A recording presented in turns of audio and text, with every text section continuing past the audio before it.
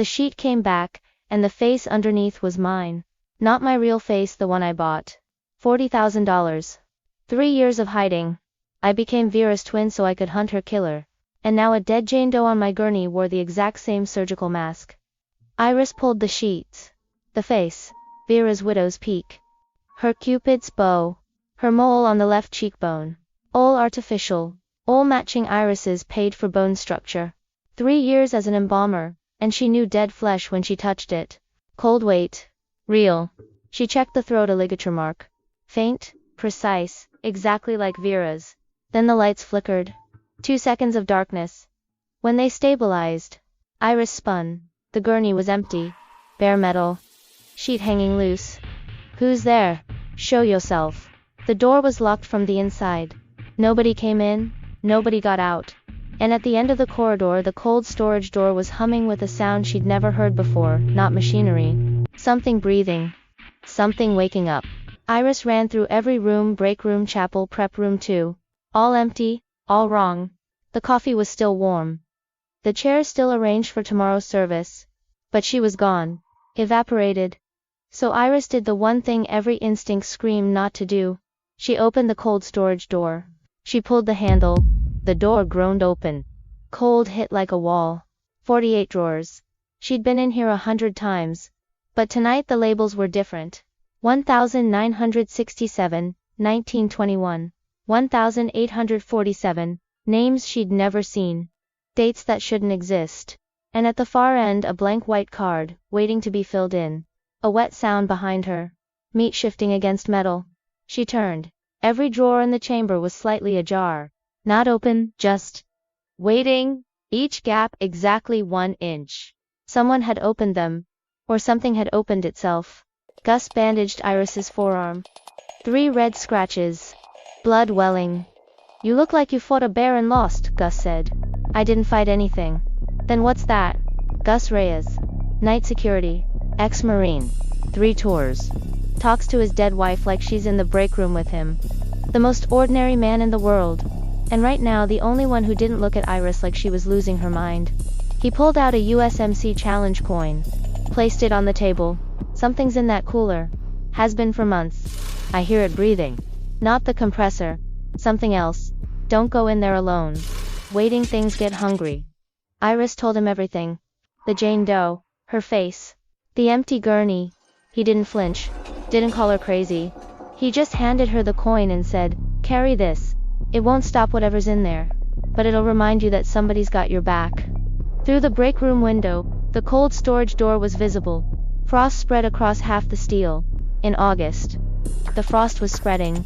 And somewhere behind that door, a drawer with a blank white card was waiting for her name. The coin was warm in Iris's pocket. Her hand was wrapped around it. She should have called the police. Should have called an ambulance. Should have called anyone who wasn't her. But she was an embalmer, and embalmers are curious by nature. And somewhere in that room was an answer she'd been chasing for 3 years. She pulled drawer 14. A girl in a faded floral dress. Vera's face. Younger. Softer. No tattoo. No calluses. This wasn't Vera. Vera died at 26 with a phoenix tattoo and guitar calluses. This girl had smooth hands folded on her chest like she was praying. Then a mechanical groan. Not from Iris. From the drawers. All 48 drawers slid open in a wave. In every drawer, a woman with Vera's face. A mechanic, an executive. A flapper, a housewife. A skeleton in colonial clothing. Dozens of them, every era, every decade. A production line of murder stretching back through centuries. Iris came here looking for one killer. What she found was a factory. And she'd been working the night shift for 3 years without knowing what was in the drawers. Iris stood on the frozen floor. Open drawers towered above her. She thought of Damon Cross. The last man to see Vera alive. The philanthropist whose annual donation to this funeral home gave her the idea to work here. For 3 years Damon was the face of her revenge. But the face that spoke to her now wasn't his. The floral dress girl sat up. Spine straightening with wet clicks. Dead milky eyes fixed on Iris. Your turn? Your turn. Your turn. She crawled. Joints bending backward. Fingers dragging with a sound like wet leather on glass. Behind her the mechanic, the executive, the flapper, the housewife. all sliding off their drawers, forming a line, waiting their turn. Something seized Iris's ankle. Hydraulic grip. Fingers of ice and bone. Above her, a drawer she'd never touched began to slide open. Empty, waiting. She thought about what it would feel like to die in here. The cold, the dark, the silence after the drawer closed. Would she become one of them? Another Vera in the archive?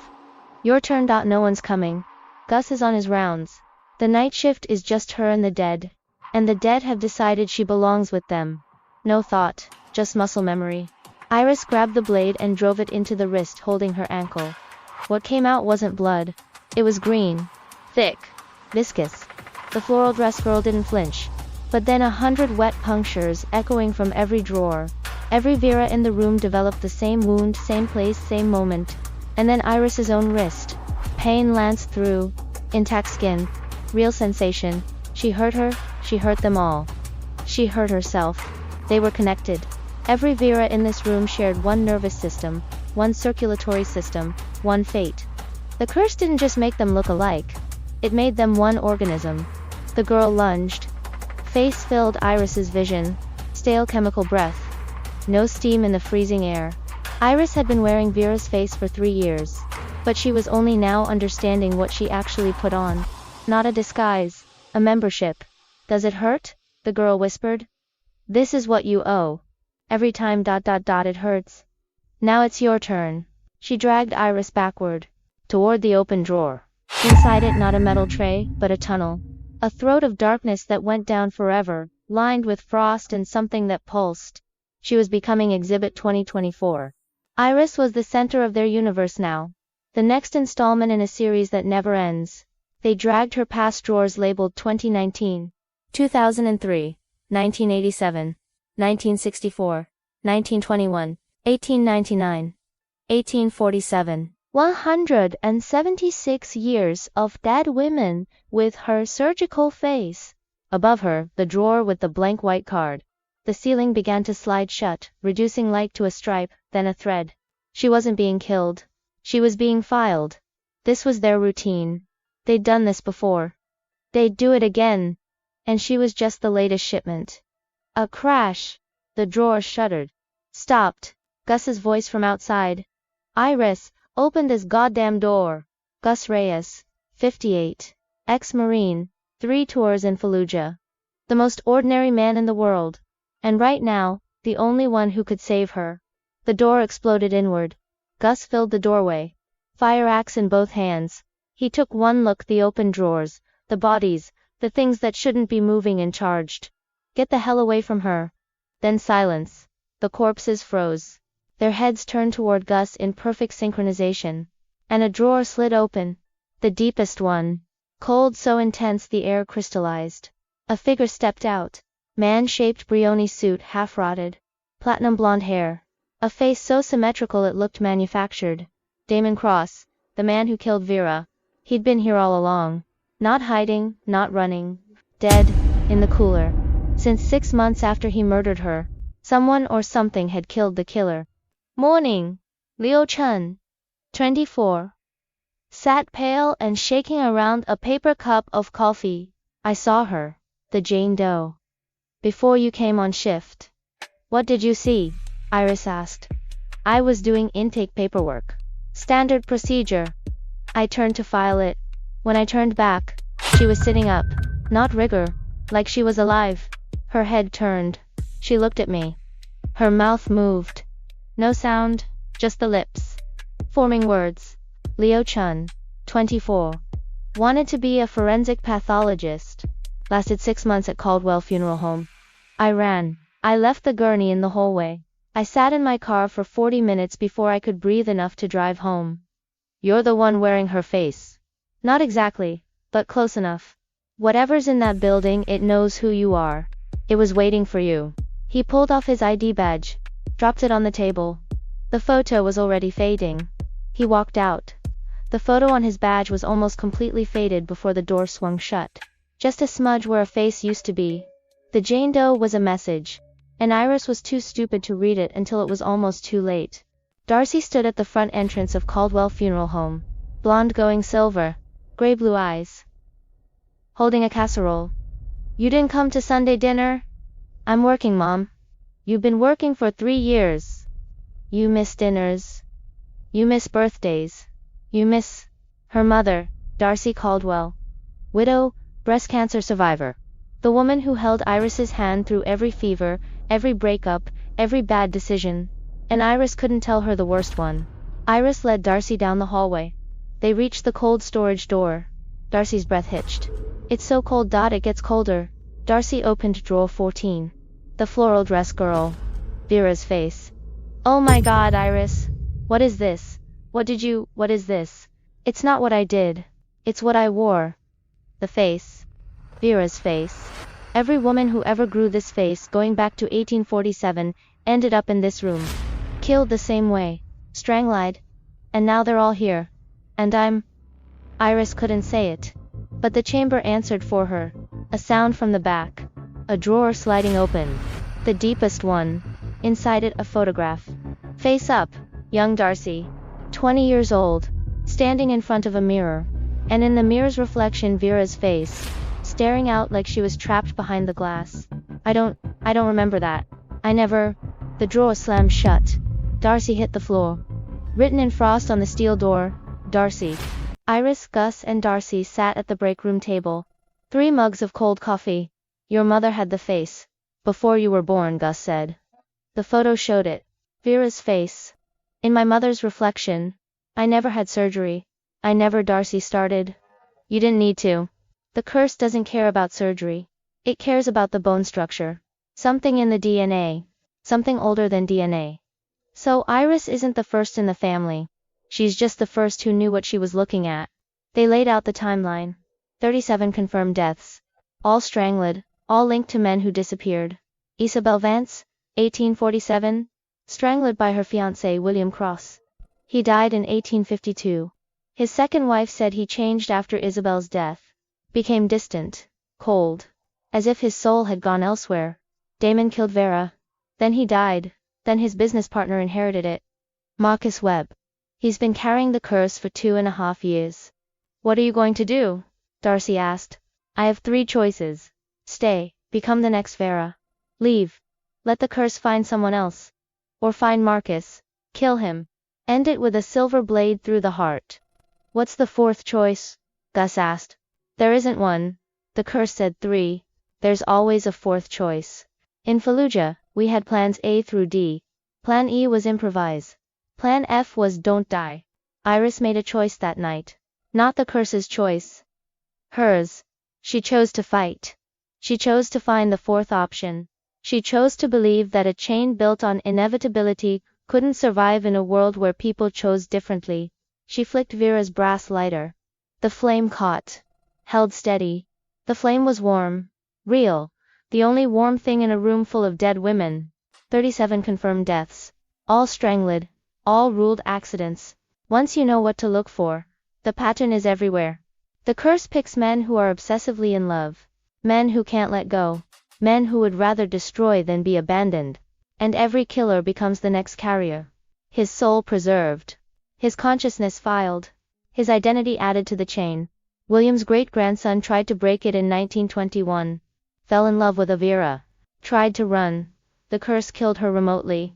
Strangled her in a motel room while he was downstairs getting ice. He killed himself that night. Left a note. The chain cannot be broken. Only inherited. Every cross after him believed it. But Marcus Webb doesn't believe it. He's been fighting the curse for 2.5 years. He hasn't killed anyone. That's proof the chain can be resisted. Marcus visits this funeral home every year on Vera's death anniversary. Not to mourn. To check on the inheritance. He's the next carrier. And he's been waiting for someone to end it. Gus retrieved the fire axe. Checked the edge. We do this together, all 3 of us. I'll watch the cooler. But if anything moves, I'm swinging my own fire axe, Darcy said. Good, you're learning. 3 people who had no business fighting a curse. An embalmer with a dead girl's face, a widowed mother with a hidden history, and a retired Marine who talked to ghosts. They were outgunned, outmatched, and out of their minds. But they were also the first people in 176 years who refused to play the roles they were assigned. Marcus reveals he's carried the curse for 2.5 5 years without killing, but frost spreads across the funeral home as he says, "It found your mother." Iris stood in the prep room and tried to remember what her face looked like before the surgery.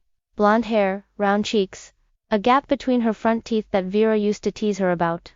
She gave that face away for $40,000. Thought she was buying a weapon. Turns out she was buying a membership card. The lights flickered. In the darkness between flickers, a shape moved in the corner. She didn't see it, but she felt it. The way you feel someone staring at the back of your neck in a dark parking lot. Gus waited by the reception door. Axe hidden in a duffel bag. Ready? No, good. If you were ready, you'd be stupid. They walked out together. The door locked behind them. But they weren't the only ones making plans. Because while they were leaving, someone was entering. Someone the curse had been waiting for since before Iris was born. A single drawer slid open. Drawer 14. Footsteps in the hallway. Slow, deliberate. The handle turned. Darcy stood in the doorway. Flashlight. Hammer. Iris, Gus, you in here? The door swung shut behind her. The lock clicked. She tried the handle. It didn't move. No. Frost spread across the steel like a virus, sealing it shut. The deepest drawer slid open. Written in frost on the blank white card, Darcy. A silver Mercedes. Marcus Webb stepped out. Patagonia vest. Hazel eyes that hadn't slept in 3 years. You're Iris. You're Marcus. Damon told me about you. Before he died. He said there was a woman who'd had her face remade. He was afraid of you. He should have been. I didn't come here to fight. I came because I need your help. I've been carrying the curse for 2.5 years. I haven't killed anyone. But I'm slipping. Every week I'm a little less myself, and now, he looked at the funeral home. Frost on the cold storage door visible even from here. And now it's found your mother. Iris went rigid. Turned. Ran. The chamber was different. Drawers all open. Vera corpses sitting in rows facing the center. In the center, a mirror. Tall, ornate, Victorian. The glass was black, absorptive, drinking the light. Darcy knelt before it. Hands pressed against the glass. Lips moving. Mom, she's so beautiful. She looks just like you, Iris. She says she loves me. She says she's been waiting. Something stepped out from behind the mirror. Damon Cross. Or what used to be him. The Brioni suit half rotted. Eyes that don't blink. Iris, you finally came. You have 3 choices, Iris Caldwell. He extended a hand. Wrist jointed backward. Palm studded with teeth marks. 1. Stay. Become the next Vera. 2. Leave. Go back to being yourself. The curse will let you go. 3. Find the next link. Kill him. Silverblade. Through the heart. The chain ends with you. He gestured at Marcus, who held a silver dagger. Marcus held it out. Handle first. Do it, please.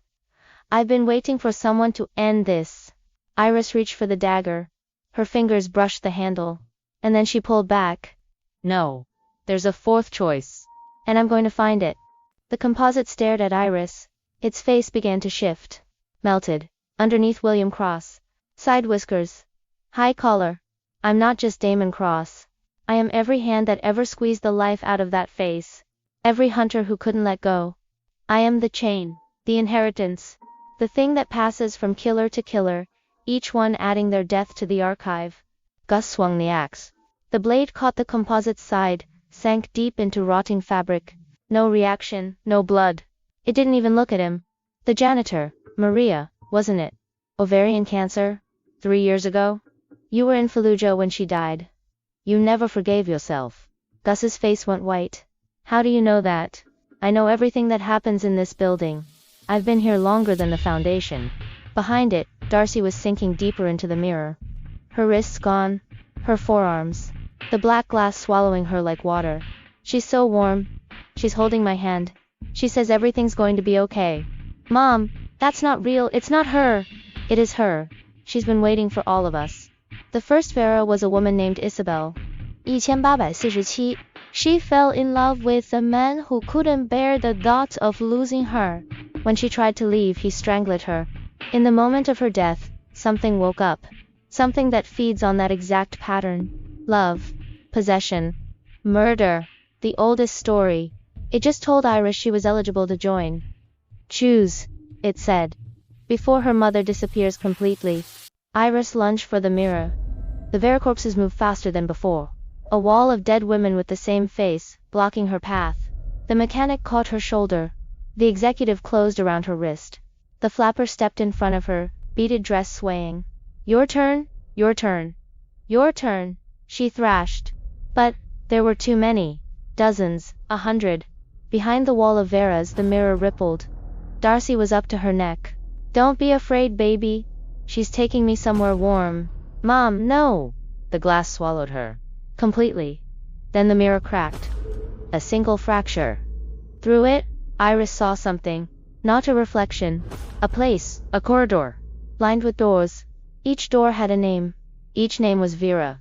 And at the end of the corridor, a figure with long dark hair and a phoenix tattoo on her left shoulder. Vera, the crack seals.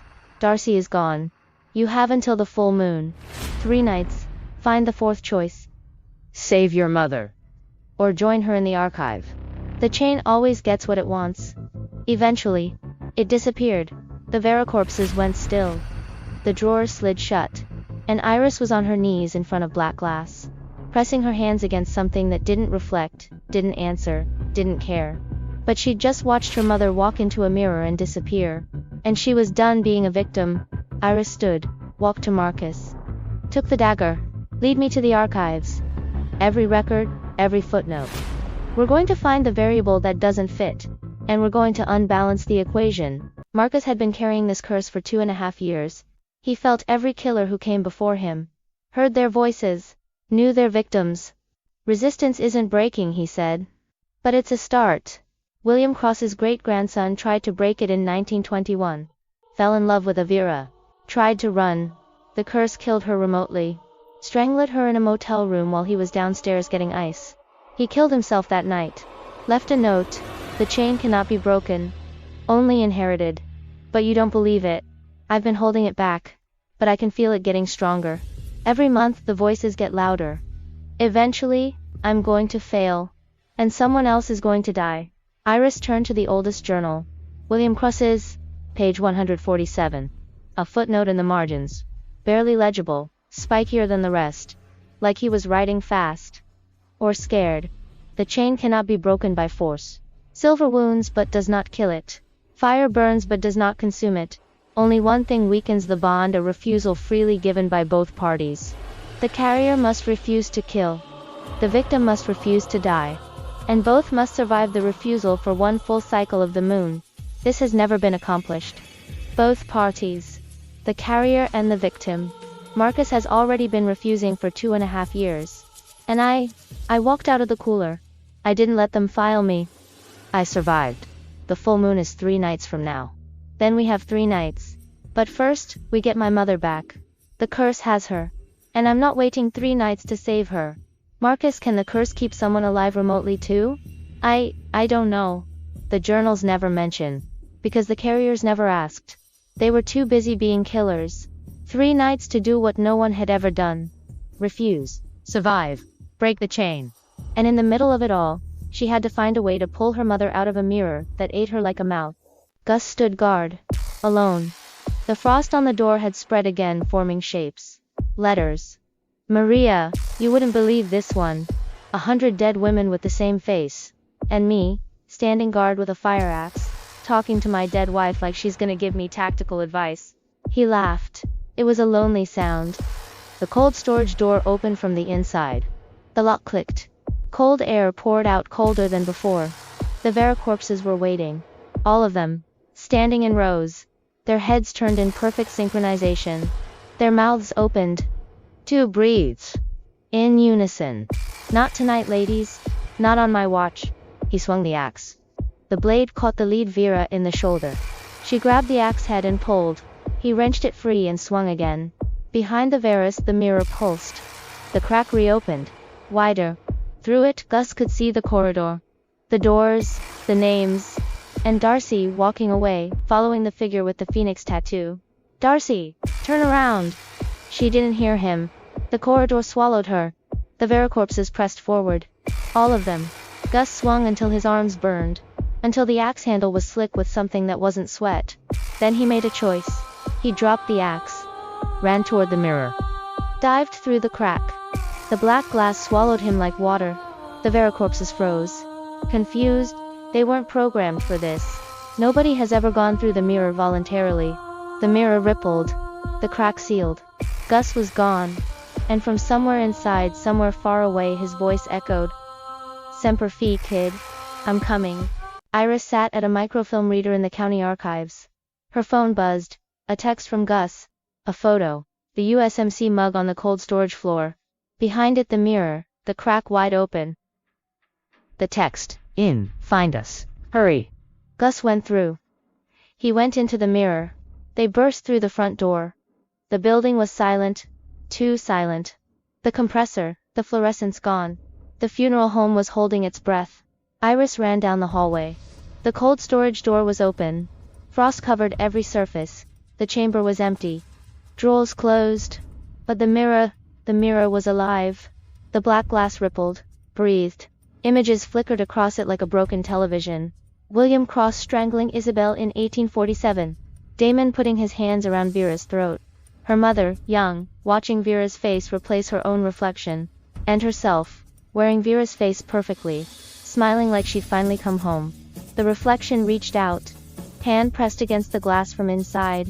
The glass bent, bulged, like a soap bubble about to burst. You don't have to fight anymore. Just let go, let me wear it, let me be her. You can rest, you can be yourself again. Blonde hair, round cheeks, the gap between your teeth, remember? She remembered. Vera used to poke her tongue through that gap when they kissed. The glass bulged further, fingers stretching toward her face, toward the surgical scars, toward the place where the mask meets the skin. Just say yes, she whispered. One word. Iris pulled out the brass lighter. Flicked it. I said no to the composite. I'm saying no to you. I don't need to be her. And I don't need to be the old me either. I'm something new. I'm coming through that mirror to get my mother back. The flame touched the glass. The mirror screamed 100 voices, 100 years, 100 dead women who never got to say no. The glass shattered, inward. Pieces flew into the corridor beyond. A doorway. A tunnel. Lined with frost and memory, and the sound of 100 women breathing. Iris stepped through. Iris was walking through a century of murder. Each window was a crime scene. Each crime scene was a loop playing forever. The curse didn't just collect bodies. It collected moments. The exact second when love turned to possession, possession to fear, fear to murder. Over and over. An eternal rerun. She passed a window. Vera falling down a stairwell. Don't watch. Keep walking. Iris flinched, kept walking. At the end of the corridor a door. Older, wooden, brass handle. She opened it. A Victorian bedroom. Candlelight. Isabel Vance 19 sat up. Alive. Breathing. You're the new one. The surgical one. The one who bought her way in. I'm looking for my mother. And my friend. They came through. Your mother's walking the corridor. She thinks she's following someone she loves. Your friend went after her. Brave man. Stupid man. You're Isabel. The first documented one. The curse is older than 1847. Older than this country. But I'm the first one the composite kept. The first entry in the archive. Why keep us? Why any of us? Because love turned to possession, possession to murder, and in the moment of my death, something woke up. Something that feeds on that exact pattern. It doesn't want us dead. It wants us preserved. Trapped in the moment between love and death. Suspended forever. That's the fuel. 176 years of women, caught in the second they realized the man they loved was going to kill them. How do we stop it? You don't? Nobody ever has. The chain always gets what it wants. Iris looked in the mirror behind her. In its reflection she saw Gus. Running, axe in hand. Chasing something. Gus. Isabel was wrong.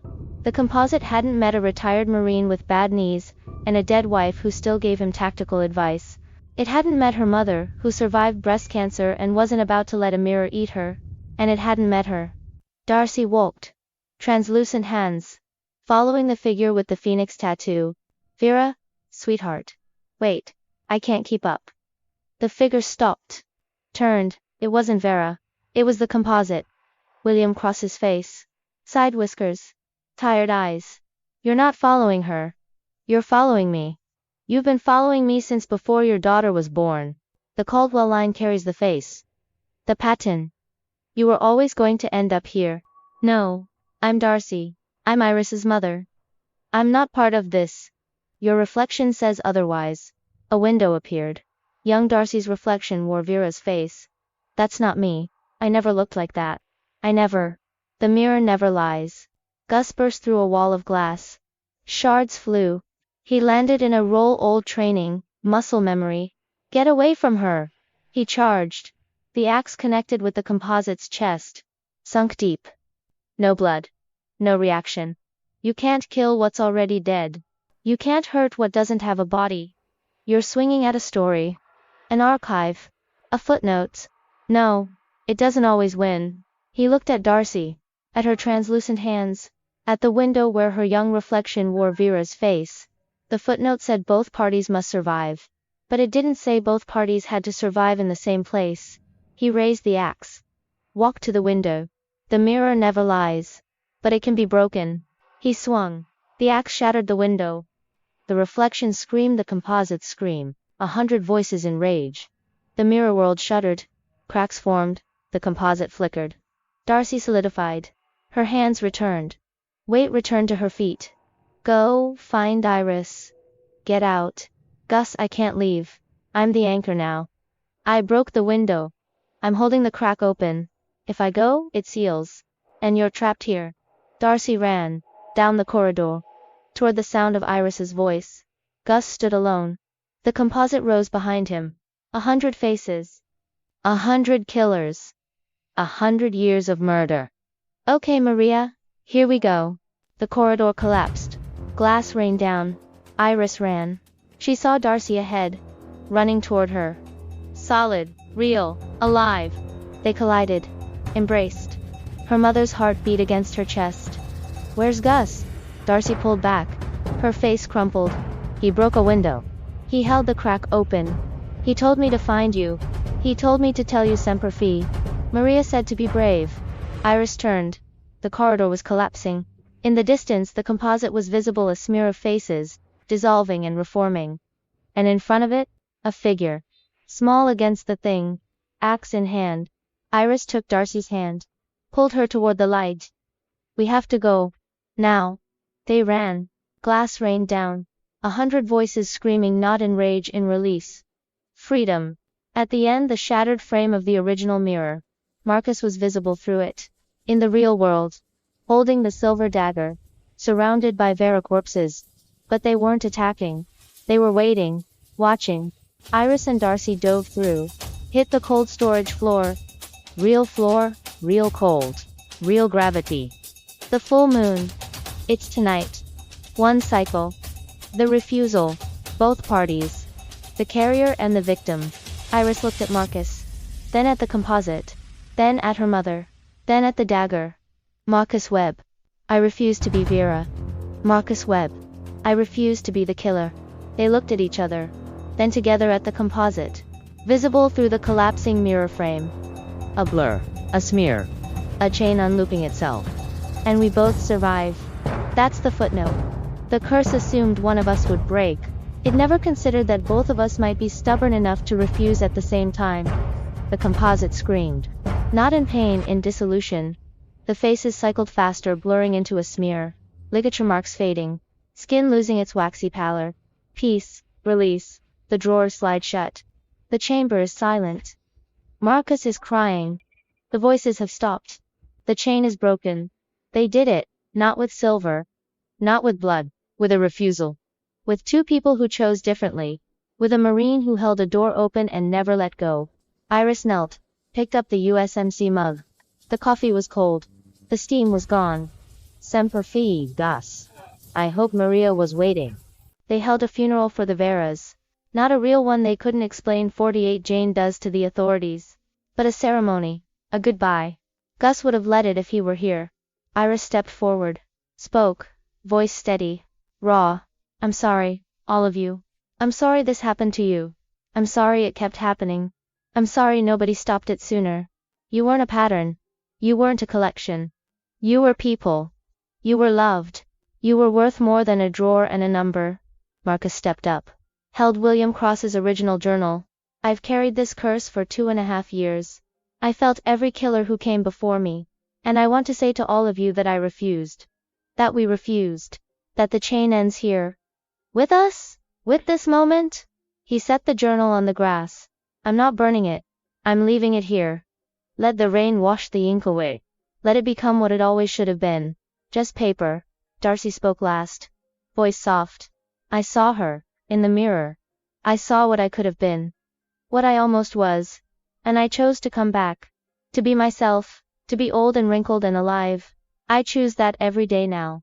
I choose it for all of us. The corporate chain closed the building a month later. Too much scandal. They sold the property to a developer.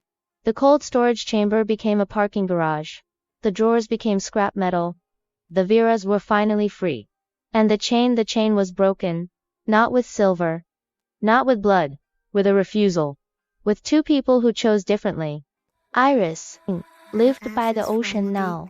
She worked part-time at an animal shelter. She painted. She was terrible at it, but nobody cared. The face in her mirror was hers. The real one, blonde hair, round cheeks, gray-blue eyes, the gap between her teeth. The face she abandoned 3 years ago when she decided vengeance mattered more than identity. She caught her reflection, smiled. The gap showed. In the corner of her eye, in the reflection, a figure. Standing behind her. Long dark hair. Phoenix tattoo on the left shoulder. She turned. Nobody there. She turned back. Gone from the reflection too. The phone rang. She answered. Hello, hey, it's Marcus. I'm at the bookstore. Vera the cat. She knocked over the poetry section. Again. She's got good taste. Also I found something. An old book on mirrors. The mirror never lies, but it may gift the truth to those brave enough to see it. Gift the truth. Maybe that's what happened. The mirror didn't just show them the curse. It showed them what they needed. What they had to become to break it. Iris thought the mirror's gift was showing her that she didn't have to be her to love her. That the best way to honor the dead is to live. Really live. Not as a copy. Not as a hunter. As herself. Iris drove back on the 1-year anniversary. The cold storage chamber was concrete slab number 47. The drawers were scrap metal in a landfill. The Veras were in county cemeteries, their faces finally their own. A car pulled up. Darcy got out. 2 coffees. Cream, no sugar. Force of habit. You and Gus both. You did good. Whatever came out of that cooler, you did good. We did good. You're the one who walked through a mirror. I'm the one who got lost and got found. There's a difference. Her mother reached into her purse. Pulled out a small mirror. A compact, silver. Old. Something that belonged to her mother, and her mother's mother. I found this. After. It's been in the family for generations. I never looked at it closely before. But now. She opened it. The reflection showed just Darcy. Just Iris. Now it just shows me what I'm looking at. No hidden faces. No trapped women. Just ... me. Getting old. Getting wrinkles. Getting okay with it. I want you to have it. Not as a curse, as a reminder. That the mirror only shows what's there. And what's there is enough. Iris took it. Turned it over. Engraved on the back. To see clearly is to be free. Her mother gave her a mirror that had shown Vera's face to every Caldwell woman who ever opened it. And now it just showed her. Blonde hair, round cheeks. The gap between her teeth. Enough.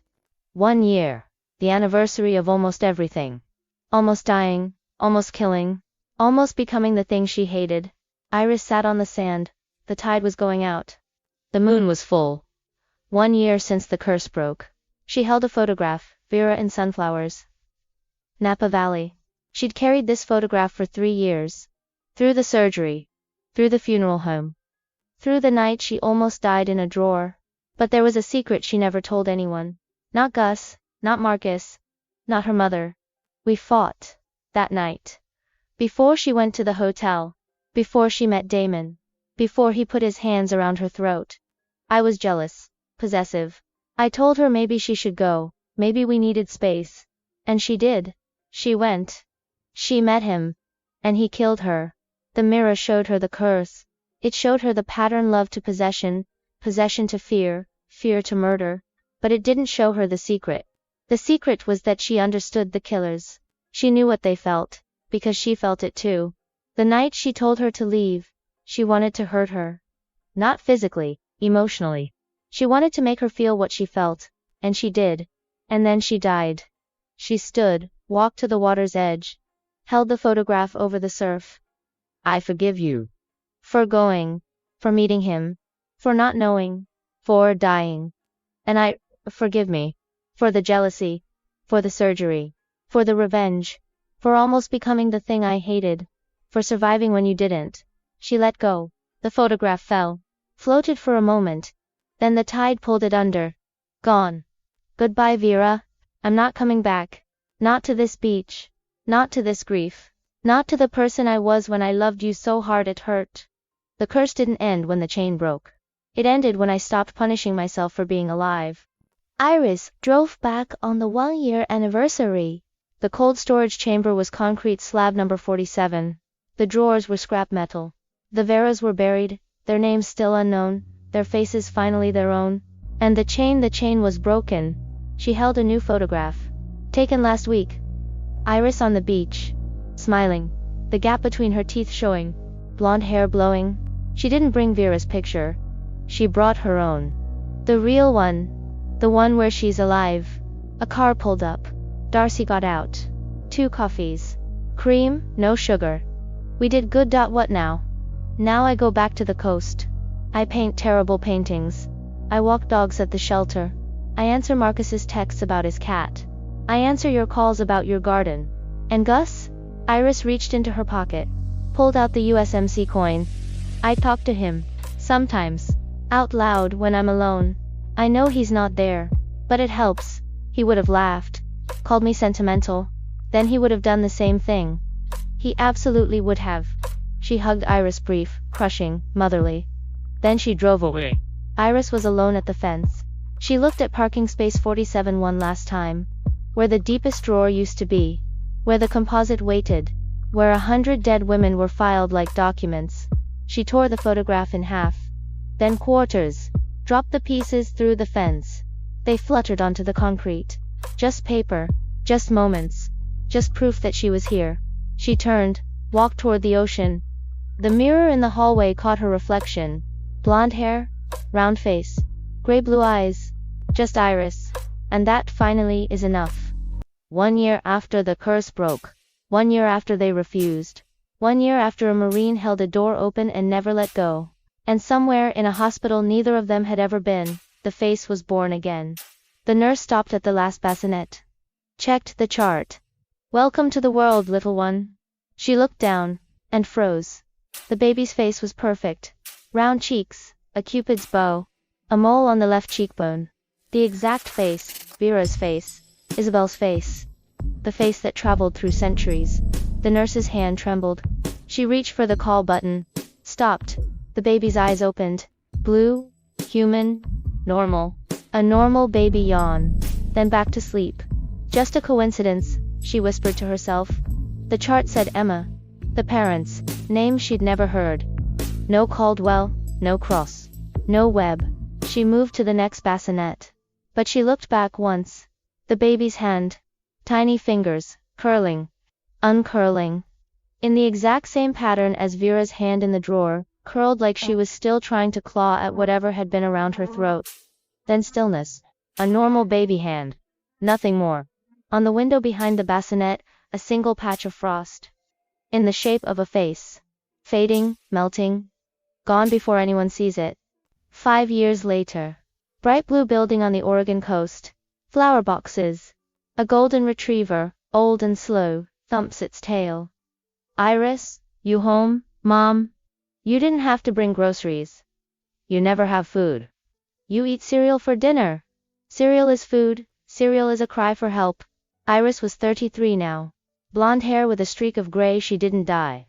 Wearing a sweater with paint on the sleeve. She looked, there was no other word, happy. How's the painting? Terrible, but I sold one last week. You did? To a tourist. She said it reminded her of her grandmother. I just took the money and bought dog food. The dog's name tag said, Gus. You named your dog Gus. He has bad knees and he doesn't listen. It felt right. Marcus called me last week. He's engaged to a woman from the library. A brunette. Short. Practical. Nothing like. Her mother stopped. Caught herself. Nothing like the curse. Like the pattern. She's just ... normal. He said he's never been happier. Good. He deserves it. And you? Are you? I'm not dating. I'm not dating. I'm just ... here. Present, accounted for. Breathing. That sounds like enough. It is. For now. Her mother reached into her purse. Pulled out the compact mirror again. She thought she'd given it to Iris. Iris thought she had it. They laughed. She opened it. Just Darcy. Just Iris. No ghosts. No patterns. No curses. Just us. Finally. They closed the compact. Set it on the windowsill. The ocean light caught the silver and threw a tiny bright spot on the ceiling. A star. A reflection. A promise. The mirror never lies. But sometimes, if you're very lucky, it shows you exactly what you need to see. And what they needed to see was them. Just them. Finally enough. Before the curse was a curse, it was a man. Before it was a pattern, it was a moment. Before it was a chain, it was a choice. The wrong choice. Made by the wrong man. For the right face. William Cross, 28, stood behind a counter in New England. Handsome, too symmetrical, high lace collar, eyes that don't blink at the right moments. The bell chimed. Isabel Vance, 19, entered. Faded calico dress, severe scent apart. But her face, the cheekbones. The cupid's bow. The mole on the left cheekbone. Can I help you, miss? I need thread. For mending. My father's coat tore on the fence. She spoke plainly. No flirtation, no awareness. She just needed thread. But William stared. Something woke up behind his eyes. Something older than him. Older than the town. Something that recognized the face. You look like someone I dreamed about. I look like my mother. People say that. No, someone older. Someone from before. He gave her the thread. On the house. She said she could pay. He said he knew. But he wanted to give it to her. He wanted, then he stopped. Caught himself. Smiled. The charming smile. The kind that makes women walk into hotel rooms. I want to see you again. There's a dance. Saturday at the church hall. I'll think about it. She took the thread. Walked out. Young. Alive. Unaware. But in the shop window behind her, in the reflection, a shape was visible. Not human. Watching. Waiting. Patient. And in the glass a corridor lined with doors. Each door had a name. Each name was Vera. The archive. Already beginning. Already hungry. William whispered, not knowing why. I'll never let you go. In the window's glass a single crack. A fracture running top to bottom. Through it, darkness. And a voice. Old. Tired, already sad. The chain cannot be broken. Only inherited. This has never been accomplished. Iris came to say goodbye. Not to Vera. She said goodbye to her on a beach, in the tide that takes everything and brings it back different. She came to say goodbye to the person she was when she loved her. The person who thought wearing her face was keeping her alive. The person who almost became a drawer. She knelt at the headstone. Vera Santos. 1997 to 2021. Beloved missed. FREE. She pulled a small object from her pocket. The USMC coin. Gus's coin. She'd carried it for 5 years. She dug a small hole at the base of the headstone. Placed the coin inside. Covered it. Gus would have hated this. He would have said, kid, that coin survived Fallujah. Don't bury it in dirt. But she thought he'd understand. Some things belong in the ground. Some things need to be let go. You were my favorite person. You still are. But I can't wear you anymore. I can't hunt for you. I can't be you. I have to be me. And Mimi is someone you would have liked too. I think. The acorns fell like tiny hammers. Like the universe knocking. Like Vera saying, okay, enough. Go live. She stood. Brushed dirt from her knees. Turned, walked away. A reflection in the polished granite. A figure behind the stone. Long dark hair. Phoenix tattoo. Gray blue eyes. Not smiling. Not frowning, just ... There. Just ... letting go. The reflection fades. The granite returns to normal. Just stone. Just sun. Iris reached her car. On the passenger seat, the compact mirror. Open, facing up. She picked it up. Looked at her reflection. Just Iris. Blonde hair. Round cheeks. Gray-blue eyes. The gap between her teeth. A smudge of dirt on her forehead from where she knelt at the grave. She smiled. The reflection smiled back. Same smile. No delay. No phantom. No curse. The mirror never lies. But it doesn't have to tell the whole truth. It can just show you what's there. And what's there right now in this moment is enough. She's enough. She was always enough. She just needed to stop looking for someone else's face to prove it. She closed the compact. Set it on the dashboard. The sun caught the silver, and threw a bright spot on the windshield. A star. A compass point.